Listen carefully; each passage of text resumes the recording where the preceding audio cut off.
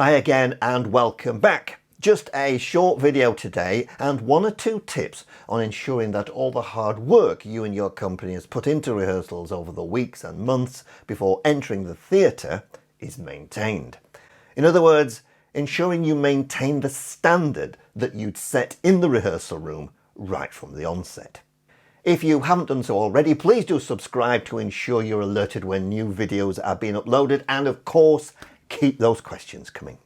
So then, you spent hours preparing, weeks and maybe months in rehearsals, and you've now moved into the theatre or venue. And guess what? Everyone is excited and more interested in costumes, makeup, the sound of the band, and maybe not concentrating on ensuring all those hard-worked harmonies and all that singing practice is still as it should be. So let's look at some tips on maintaining the standard.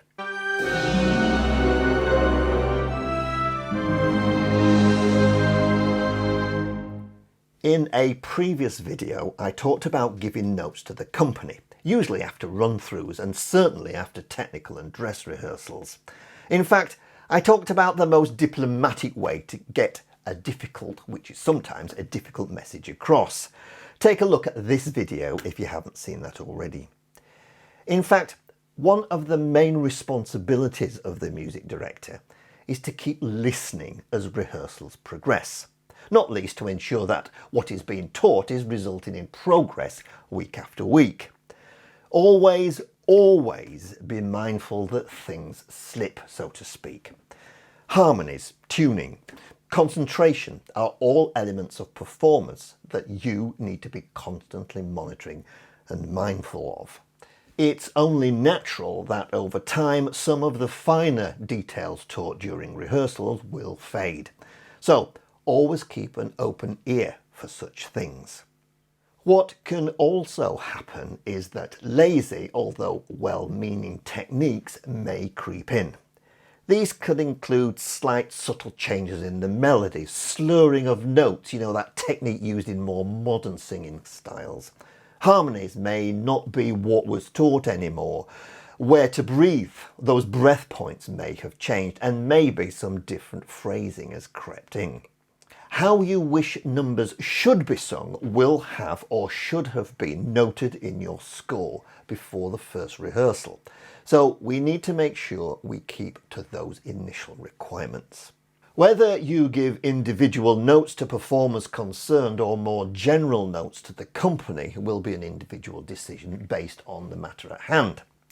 However, there may be more general concerns, especially when you get to the theatre, you will need to be mindful of. Number 1. The company are losing harmonies. There could be several reasons for this, but firstly let's tackle one that really winds me up more than any other. Some cast members think it doesn't really matter and that no one will notice if they sing what they think it should be. Usually the bassist trying to sing the tune 2 octaves too low. Now, if this has crept in, it's not really their fault. It's yours.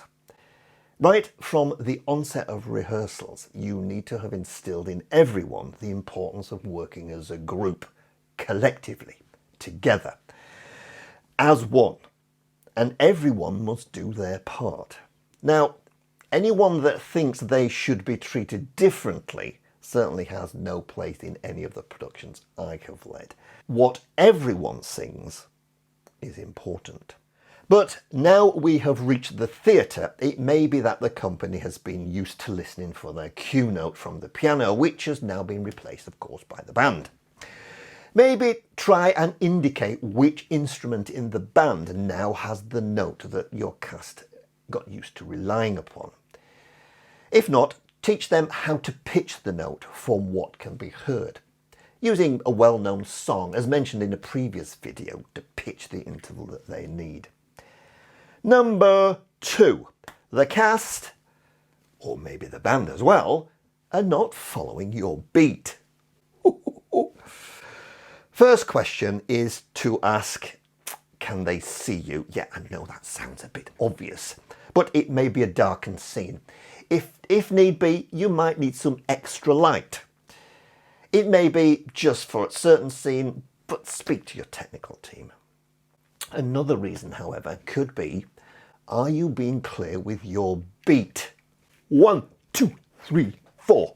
Not which can creep in. As music directors, we too can become the victim of relaxing too much, and maybe our beat isn't as clear as it could be, especially when we've been conducting a particular number of what seems like hundreds of times. Remind the cast and sometimes the band that there could be certain cues when they must look at you. Number 3. Are the cast singing out of tune or not together? This is virtually always down to that change in location and all the technical problems that causes. Moving from rehearsal room with a piano into a venue with a completely different sound acoustic, let alone a band to contend with, can be very disconcerting for some. What you once heard as a cue note is now different. The sound of your fellow company members can sound different. This is where your fantastic relationship with your sound engineer or sound team comes into its own. You need to establish exactly what your company can hear and maybe what they can't hear. It could be the monitoring of the band, foldback as it's sometimes called. Is the sound of the band balanced on stage? If it's too loud, your cast will oversing to compensate and likely go sharp. If it's not loud enough, they will struggle to hear the accompaniment with obvious results. At some point during the technical rehearsal or a rehearsal in the venue where you have the band, I try to get out front myself to listen to the general sound mix. However, it's just as important to try and go on stage yourself to get a general feel of how everything is balanced from your company's perspective. If you have a friend that's a musician that could act as your ears in such circumstances, use them. Also, remind the cast to listen to one another to ensure that they are blending. It's very easy with all the additional distractions for them to work through their own individual issues and forget that this is a group effort and they need to ensure they can hear each other just as they did in the rehearsal room. Technical rehearsals are not just about scene changes and lighting. They are for addressing these types of issues as well. And it's your responsibility if your company is struggling to hear in any way. Don't think it's just something that will sort itself out during the run. Get involved in what they can hear and you'll soon learn how best to solve any such problems.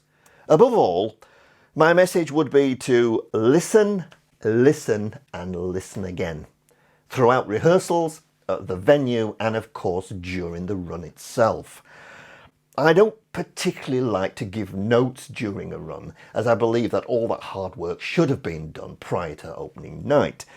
But we're all human and shortcuts and easy ways of doing things can creep in, sometimes unintentionally during a run. Keep listening and address any problems if they occur at all times. Remember, your name is being used as being the one in charge of the music.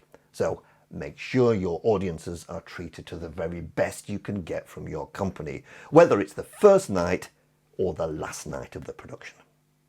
See you soon.